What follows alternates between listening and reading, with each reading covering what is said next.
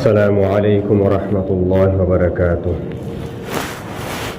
نحمده ونصلي على رسوله الكريم وعلى آله وأصحابه أجمعين، أما بعد. أعوذ بالله من الشيطان الرجيم. بسم الله الرحمن الرحيم. إنما الحياة الدنيا لعب ولهو وزينة وتفاخر بينكم وتكاثر في الأموال والأولاد كمثل غيث أعجب الكفار نباته ثم يهيج فتراه مصفرا ثم يكون حطاما وفي الآخرة عذاب شديد ومغفرة من الله ورضوان وما الحياة الدنيا إلا متاع الغرور. صدق الله العظيم. رب اشرح لي صدري ويسر لي أمري واحلل عقدة من লিসানি ইয়াফকাহু কওলি। মহান আল্লাহ রাব্বুল আলামিন পবিত্র কালামুল্লাহ শরীফের মধ্যে ঘোষণা করেন, সূরা আল হাদিদের 20 নম্বর আয়াত, আল্লাহ তাআলা বলেন, ইন্নামাল হায়াতুদ দুনিয়া লাইবুন, নিশ্চয় এই দুনিয়ার জীবনটা হচ্ছে খেলাধুলা, ওয়া লাহউন এবং হাসি ঠাট্টা তামাশা, ওয়া জিনাতুন এবং সৌন্দর্য প্রদর্শন, ওয়া তাফাখুরুম বাইনাকুম এবং একে অপরের মধ্যে গর্ব অহংকার, ওয়া তাকাসুরুন ফিল আমওয়ালি ওয়াল আওলাদ এবং সন্তান ও সম্পদের মধ্যে প্রতিযোগিতা। এই 5টা জিনিস বলা হলো। আল্লাহ সুবহানাহু তাআলা মানুষের জীবনের যে একটা প্রতিচ্ছবি, যে একটা বাস্তবতা, জীবনের যে একটা চিত্র, সেইটা তুলে ধরলেন এই সূরার মধ্যে।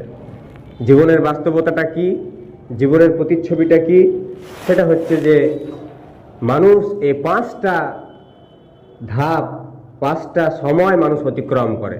এক একটা সময়ে এক একটা জিনিসকে মানুষকে আকর্ষিত করে। এক একটা জিনিসের উপর মানুষ আকর্ষিত হয়। তার মধ্যে প্রথম হচ্ছে ইন্নামাল হায়াতুদ দুনিয়া, এই দুনিয়ার জীবনটা হচ্ছে লাইবুন, 1 নম্বর হচ্ছে খেলাধুলা। প্রথম যখন মানুষ বাল্য অবস্থায় থাকে, ছোট্ট অবস্থায়, তখন তার কাছে খেলাধুলাটাই সবচেয়ে আকর্ষণীয় বস্তু থাকে। খেলনার কোনো জিনিস পেলে বাচ্চারা খুব খুশি হয়। একটা খেলনা পাওয়ার জন্য বাচ্চারা কতই না আগ্রহী হয়ে থাকে। সেই খেলনাটা যখন পেয়ে যায় তখন খুবই আনন্দ উৎফুল্লিত হয়ে ওঠে। সে ভাবে যে আমি জীবনের একটা বিরাট কিছু জিনিস পেয়ে গেলাম। একটা বাচ্চা অবস্থায় তার কাছে খেলাধুলাটাই তার জীবনের একটা মূল লক্ষ্য হয়ে দাঁড়ায় এবং ওটাই তার মূল আকর্ষণ জীবনের। আর একটু বড় যখন হয় তখন আল্লাহ বলছেন ওয়াল্লাহুন, তখন হয় হাসি ঠাট্টা তামাশা।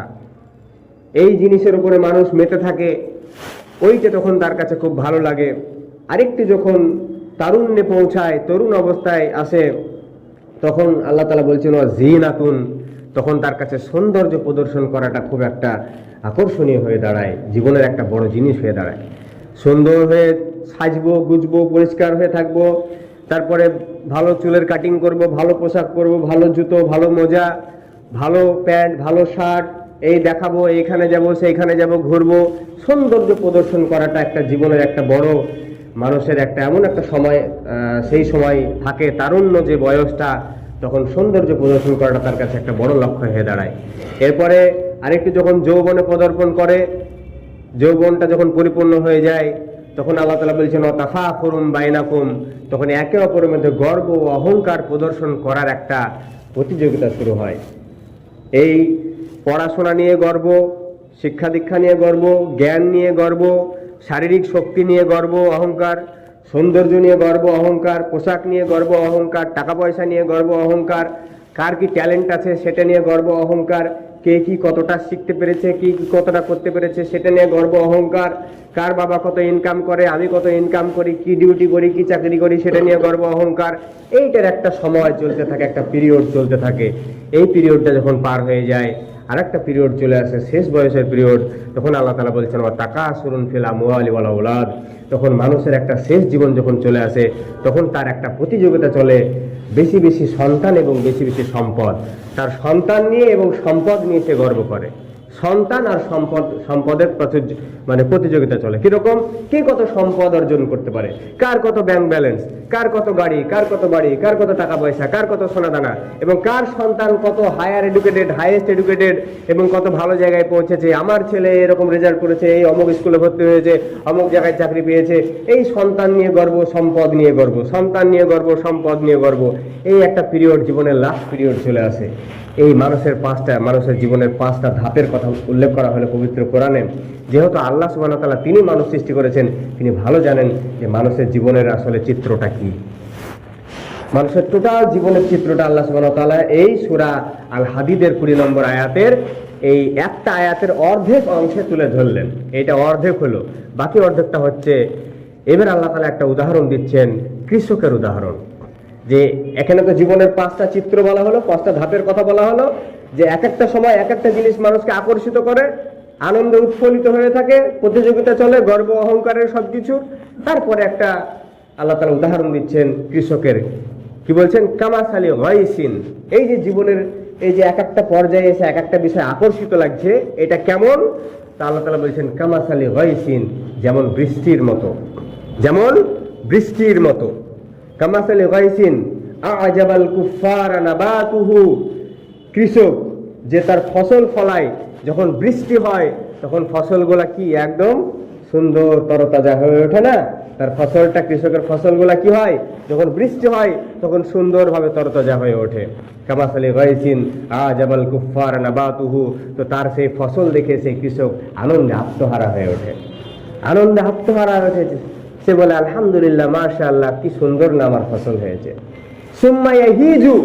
তারপরে সেই ফসলের যৌবনটা যখন পার হয়ে যায়, ফসলের যৌবন আছে না নাই, যখন রং চং ভরে একদম সবুজ শ্যামল শস্য যখন তার টকবক করে ফসলের যৌবন ফুটে, তখন ওটা দেখে কৃষক ভাই, চাষি ভাই আনন্দে আত্মহারা হয়ে যায়। ফসলের যৌবনটা যখন পার হয়ে যায়, আল্লাহ তাআলা কি বাক্য ব্যবহার করছে দেখেন, সুম্মা ইয়াহিজু। যখন সেটা পেকে যায় বা শুকিয়ে যায়, ফাতারাহু মুসফাররান। তখন তোমরা তাকে দেখতে পাও হলুদ বর্ণ। ফাতারাহু মুসফাররান, তোমরা তখন তাকে দেখতে পাও হলুদ বর্ণ। সুম্মা ইয়াকুনু হুতামা। অতঃপর লাস্ট পজিশনে গিয়ে সেই ফসলটা খড়কুটায় পরিণত হয়ে যায়। হয়ে যায় না? হয়ে যায় না?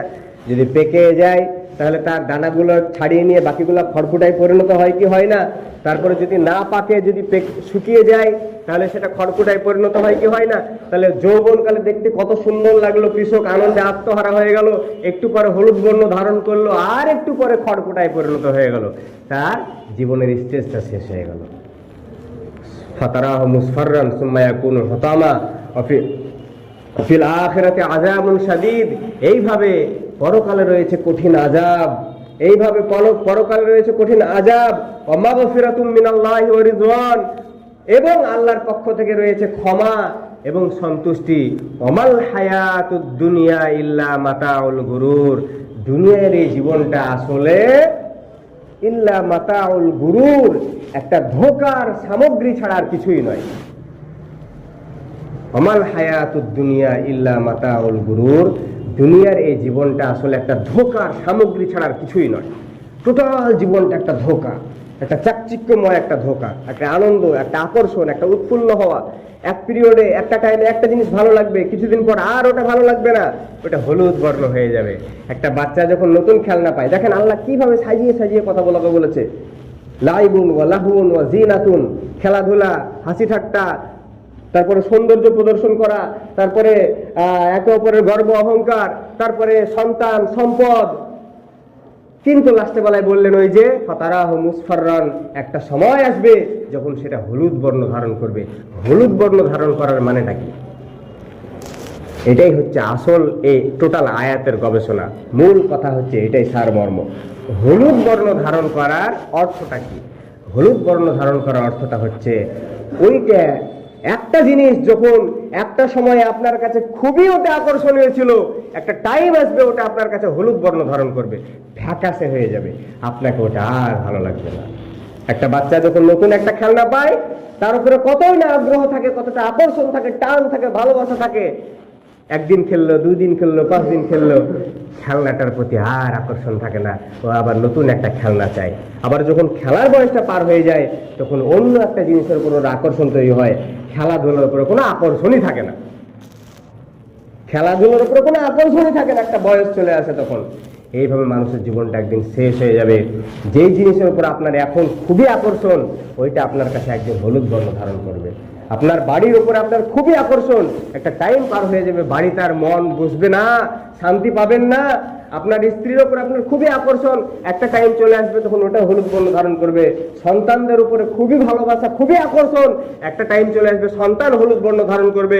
সম্পদের উপরে খুবই আকর্ষণ, খুবই ভালোবাসা, একটা টাইম চলে আসবে সম্পদেও আপনাকে আর শান্তি দিতে পারবে না, ওই সম্পদটা আপনার চোখে হলুদ বর্ণ ধারণ করবে। এটাই আল্লাহ তাআলা বলতে চাইলেন। এবং শেষ বেলায় আল্লাহ তাআলা বললেন, অমাল হায়াতুদ দুনিয়া ইল্লা মাতাউল গুরুর, এই দুনিয়ার এই জীবনটা আসলে একটা ধোঁকার সামগ্রী ছাড়া আর কিছু না। মানুষ যখন এইভাবে স্টেপ বাই স্টেপ পার করতে করতে তার আসল জীবনে যখন চলে যাবে, অর্থাৎ হেয়ার আফটারে যখন চলে যাবে, পরকালের জীবনে যখন চলে যাবে, তখন গোটা দুনিয়ার জীবনটাকে কল্পনা করে দেখবে যে হায় রে, কি জীবনটা কাটিয়ে আসলাম, ওটা তো একটা ধোঁকা ছিল, কিভাবে পার করে আসলাম, 50 বছর, 60 বছর, 70 বছর, 80 বছর জীবনটা কাটিয়ে আসলাম, শুধুই তো ধোঁকায় পড়েছিলাম, আহারে এখানে এসে তো আমি আর কিছুই পাচ্ছি না। তখন সব আপনার কাছে হলুদ বর্ণ ধারণ করবে, আপনাকে আর কিচ্ছু ভালো লাগবে না।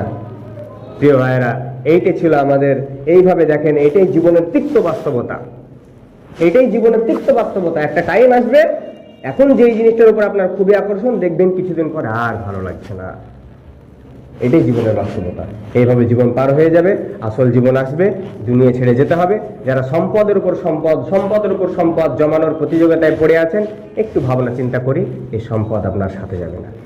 আগামী দিন আপনার এমন একটা অসুখ হয়ে যাবে, সেটা আপনাকে জীবনের শেষ দিকে টেনে নিয়ে চলে যাবে। আপনার সম্পদ জমে থাকবে, আপনি সম্পদ ভোগ করতে পারবেন না, ভোগ করার মতো শারীরিক ক্ষমতা থাকবে না। যাই হোক, সর্বশেষ দুটো কথা বলি, সেটা হচ্ছে যে আমি এই মসজিদে প্রায় 1.5 বছর ক্লাস থেকে আছি। তো সব কিছুরই তো একটা শেষ আছে, দুনিয়া ছেড়ে যখন আমাদেরকে যেতে হবে, তো সব কিছুর একটা টাইম পিরিয়ড আছে। তো এই জায়গায় কতদিন আর থাকছি সেটা ঠিক সম্ভাবনা খুব কম। যতদিন রুজি আছে ততদিন আছি। প্রায় 1.5 বছর অনেক কিছু বিষয় নিয়ে আপনাদের সম্মুখে আলোচনা করেছি, তার মধ্যে অনেক কিছু বিষয় হয়তো আপনাদেরকে খুব খারাপও লেগে থাকতে পারে।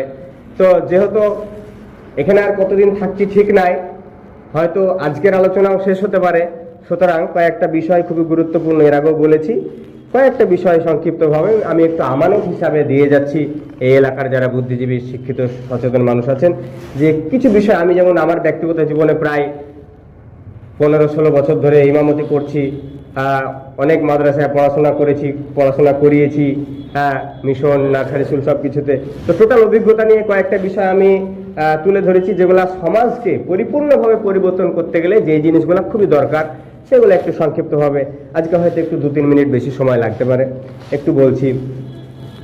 প্রথম নম্বর বিষয়, যেটা এর আগেও বলেছিলাম, যে সমাজটাকে পরিপূর্ণভাবে জড় থেকে পরিবর্তন করতে গেলে আপনাকে শিক্ষা ব্যবস্থাটা পরিবর্তন করতে হবে। এমন একটা শিক্ষা ব্যবস্থা দরকার, সেই শিক্ষা ব্যবস্থায় পরিপূর্ণ ইসলামিক সিলেবাস থাকবে এবং পরিপূর্ণ জেনারেল সিলেবাস থাকবে। আগে যখন মুসলমানরা শাসন করেছে, এই বিষয়টা বিস্তারিত বলা সময় নাই, এখানে একটা কথাই বলছি, যে আগে যখন মুসলমানদের শাসন ছিল, তখন শিক্ষা ব্যবস্থাটা ছিল আপনার একরকম, একসঙ্গে আপনার কুরআন, হাদিস, তাফসীর, ফিকহ, ম্যাথমেটিক্স, জিওগ্রাফি, ভূগোল, বিজ্ঞান সবকিছু একটা সিলেবাসে ঢোকানো ছিল। তখন পড়াশোনা করে যারা মানুষ হয়েছে তারা একই সাথে ডাক্তার, মাস্টার, বিজ্ঞানী, ঐতিহাসিক হয়েছে, আবার ইমানদারও হয়েছে। আর এখন ওইটা আমাদের ঘাটতি হয়ে গেছে। তো এমন একটা শিক্ষা ব্যবস্থা তৈরি করতে হবে সমাজ থেকে, যাতে করে ছোট থেকে আপনার সন্তানটা নামাজি হয়ে ওঠে, মুত্তাকিন হয়ে ওঠে, আল্লাহকে চিনে, রসুলকে চিনে, পাক পবিত্র চিনে, নামাজের নিয়ম কানুন শিখতে পারবে। তার সঙ্গে সঙ্গে সে জিওগ্রাফি, ম্যাথামেটিক্স, অঙ্ক, ইতিহাস, ভূগোল, বিজ্ঞান সবকিছু পড়তে পারবে। এরকম একটা সিলেবাস, একটা শিক্ষা ব্যবস্থা তৈরি করতে হবে, তবে সমাজটাকে পরিপূর্ণ পরিবর্তন হওয়া সম্ভব। 2 নম্বর হচ্ছে মসজিদ ভিত্তিক সমাজ ব্যবস্থা থাকতে হবে। প্রত্যেকটা গ্রামে মসজিদ আছে, মুসলমান গ্রাম মানে মসজিদ আছে, তো ওই মসজিদ ভিত্তিক সমাজ ব্যবস্থা থাকতে হবে। কিরকম? সেই সমাজের বাছাই করা কিছু ব্যক্তি নিয়ে এমন একটা কমিটি হবে, ওই কমিটির তরফ থেকে গোটা গ্রামকে পরিচালনা করবে। এবং আগামী দিনে এমন একটা সিস্টেম তৈরি করতে হবে, টোটাল সমাজের কন্ট্রোল ক্ষমতা মসজিদের হাতে থাকবে। সমাজের কন্ট্রোল ক্ষমতা মসজিদের হাতের বাইরে চলে গেলে সেই সমাজ বিপথে যাবে, 100% কেউ ঠেকাতে পারবে না। তো মসজিদ ভিত্তিক সমাজ ব্যবস্থা আগামী দিনে গঠন করতে হবে, যেটা ম্যাক্সিমাম মসজিদে নাই। 3 নম্বর হচ্ছে সামাজিক অর্থ ব্যবস্থা তৈরি করতে হবে।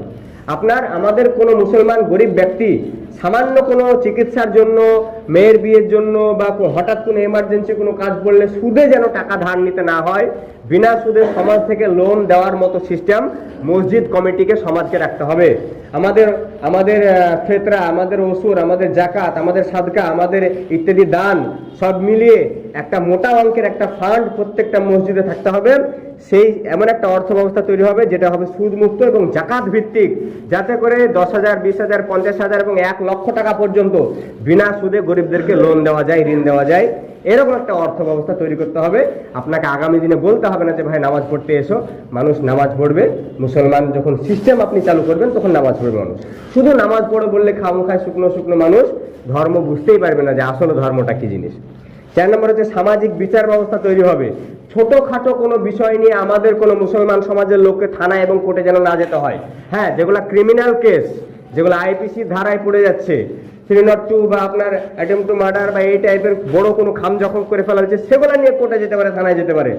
সামান্য পারিবারিক বিষয় নিয়ে কে কাকে ঢিল ছুড়লো, কে কার ধান কাটলো, ছাগলে গম খেলো, মুরগিতে ধান খেলো, এইসব বিষয় নিয়ে থানা কোর্টে যেন মুসলমানদেরকে না যেতে হয় আগামী দিনে।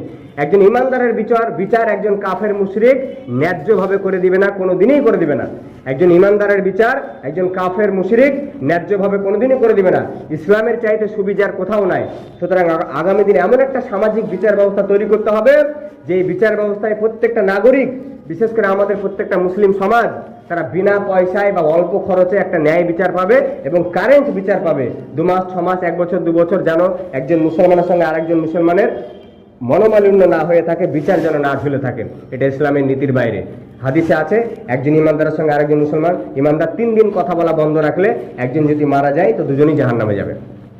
তো 3 দিনের মধ্যে বিচার ফয়সালা হতে হবে, এমন একটা সামাজিক সিস্টেম তৈরি করতে হবে। 5 নম্বর হচ্ছে একতা ও ভ্রাতৃত্ব। আমাদের মধ্যে এতগুলা দল, মাযহাব, মানে ফেরকা, ফাংড়ি তৈরি হয়েছে যে গণারই শেষ নাই। কালেমা কটা? একটা। কোরআন কটা? একটা। হাদিস কটা? একটা। আল্লাহ এক, রসুল এক, কাবা শরীফ এক, সবকিছু এক। এতগুলা ফেরকা ফাংড়ি কেন? এগুলা ইহুদি এবং খ্রিস্টানেরা গবেষণা করে করে ওরা দেখেছে যে মুসলমানরা যদি একতাবদ্ধ হয়ে যায়, গোটা পৃথিবীতে এদের উপর দিয়ে শাসন ক্ষমতায় কেউ আগাতে পারবে না। ইহুদি এবং খ্রিস্টানরা চক্রান্ত করে মুসলমানরা ডিভাইড অ্যান্ড রুলের পলিসি ইউজ করেছে তারা, এবং সেটা প্রয়োগ করেছে, এই মুসলমানদেরকে ভাগ করে রেখেছে। ইসলামে কোনো ডিভাইডই নাই, নো ডিভাইডেশন ইন ইসলাম। ইসলাম এক কালেমায় বিশ্বাস করে, এক আল্লাহয় বিশ্বাস করে, তাওহীদে বিশ্বাস করে। কোন ফেরকা মাযহাব চলবে না, সবগুলাকে মাটি খুঁড়ে কবরে পুঁতে দিতে হবে। লা ইলাহা ইল্লাল্লাহ মুহাম্মাদুর রাসূলুল্লাহ সাল্লাল্লাহু আলাইহি ওয়াসাল্লাম, এক আল্লাহ, এক রসুল, এক কোরআন, এক হাদিস, এক কাবা, এক ঈমান, এক কবর, এক আখিরাত। এই নীতির উপর প্রতিষ্ঠিত হতে হবে। আগামী দিনে একতাবদ্ধ হতে হবে, তবেই বাঁচা যাবে। 6 নম্বর হচ্ছে সামাজিক নেতৃত্ব তৈরি হতে হবে। আমাদের রাজনৈতিক নেতৃত্ব আছে, আমাদের ধর্মীয় নেতৃত্ব আছে, কিন্তু সামাজিক নেতৃত্ব তৈরি হতে হবে। আগামী দিনে রাজনৈতিক নেতৃত্ব, ধর্মীয় নেতৃত্ব সবাইকে কন্ট্রোল করতে হবে। সামাজিক নেতৃত্ব, এই বিষয়গুলো আসলে অনেক আলোচনার বিষয়। এক বাক্যে বলে দিলাম সবকিছু বোঝা যাবে সেটা নয়। আপনারা একটু গবেষণা করবেন, নিজে নিজে চিন্তা ভাবনা করবেন সামাজিক নেতৃত্ব কেমন ভাবে তৈরি করতে হবে। এই বিষয়গুলো নিয়ে পরে আলোচনা আপনারা নিজে নিজে করে নিন, আমি যেহেতু আর থাকবো কি ঠিক নাই। 7 নম্বর হচ্ছে সন্তানের প্রতি যত্নশীল হতে হবে। সন্তানগুলো আমাদের দিন দিন বেপথে চলে যাচ্ছে, আমরা কোনো পরোয়াই করছি না। একটা খাঁটি মুসলমান যে হবে, সে নিজে যদি ভালো পথে চলে তাহলে চেষ্টা করবে তার সন্তানটাকে ভালো পথে চালানো। আমি 5 ওয়াক্ত নামাজ পড়ছি, কোরআন পড়ছি, ভালো পথে চলছি, আর আমার সন্তান কোথায় যাচ্ছে আমি খোঁজই নিচ্ছি না, আপনি অবশ্যই ভালো মুসলমান না। আপনি অবশ্যই ভালো মুসলমান না। সামান্য একটা পার্টি যদি দল কেউ করে, নিজে যদি সিপিএম করে, আমার ছেলে যদি কংগ্রেসে চলে যায় তো ছেলের সঙ্গে কথা বলে না। নিজে যদি টিএমসি করে, ছেলে যদি কংগ্রেসে চলে যায় তো কথা বলে না। নিজে বামফ্রন্ট করলে, ছেলে টিএমসি করলে কথা বলে না, সামান্য দুনিয়ার স্বার্থের জন্য। আর আপনি একজন পাকা ইমানদার মুসলমান, আপনি জান্নাতে যাবেন বলছেন, আর আপনার ছেলেটা দিন দিন জাহান্নামের পথে চলে যাচ্ছে। সন্তানকে মানুষ করার কথা ভাবছেন না, কোরআন শেখানোর কথা ভাবছেন না, আদব শেখানোর কথা ভাবছেন না, আল্লাহকে চেনানোর কথা ভাবছেন না, নামাজ শিক্ষা দেওয়ার কথা ভাবছেন না, হালাল হারাম শেখানোর কথা ভাবছেন না, আপনি কি করে ভালো মুসলমান হতে পারেন? তাহলে শেষ কথা হচ্ছে এটাই যে এই যে কয়েকটা আমি এই আমানত হিসেবে দিয়ে গেলাম, এগুলো যদি সমাজে বাস্তবায়ন করা যায়, ইনশাল্লাহ আগামী দিনে একটা পরিবর্তিত সমাজ, আমরা একটা শান্তির সমাজ দেখতে পাবো। তো যাই হোক, অনেক বিষয় নিয়ে আলোচনা করেছি প্রায় 1.5 বছর ধরে। তো এর মধ্যে অনেক বিষয়ে হয়তো কথার মাধ্যমে অনেকে আঘাত দুঃখ ব্যথা পেয়ে থাকতে পারেন, আল্লাহর হস্তে ক্ষমা করে দিবেন ছোট ভাই হিসাবে বা সন্তান হিসাবে। আর যদি আল্লাহ বাঁচিয়ে রাখলে পরবর্তীতে হয়তো আবারও কোনোদিন আপনাদের সম্মুখে আলোচনা করতে পারি। আল্লাহ যেন আমাদের সবাইকে সঠিক দিন ইসলাম মেনে চলার তৌফিক দান করেন। আল্লাহুম্মা আমিন। আসসালামু আলাইকুম।